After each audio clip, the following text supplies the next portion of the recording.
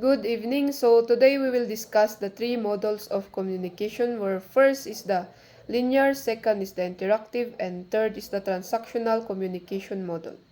First is the linear communication model, wherein this model is the simplest and oldest form of communication.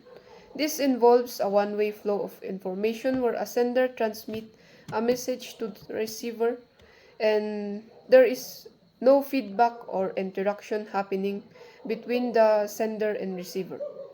For an instant is the message signal is encoded and transmitted through channel in presence of noise. So in linear communication model, the sender is more prominent. An example of a linear communication model is when a lecture where a professor speaks and students listen without hesitation. So that's all for the linear communication model. So let's move on to the interactive communication model. So in the interactive communication model, this model introduces feedback and acknowledge that communication is a two-way process. This includes both the sender and receiver in the communication process. So this allows for responses and adjustments from the sender to receiver. In short, this model focuses on the ongoing communication process and considers feedback from the receiver. One example is a classroom discussion where students ask the teacher and the teacher responds to the students. So that's for the interactive communication model.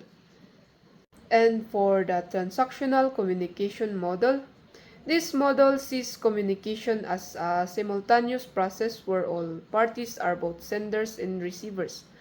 So this recognizes that communication is ongoing and that messages are continuously being exchanged and adjusted. In short, this model considers communication as a dynamic process involving a back and forth message exchange between a sender and the receiver. For an example of this transactional communication model is a conversation between friends where both parties are actively talking and listening at the same time. So that's all for the three models of communication.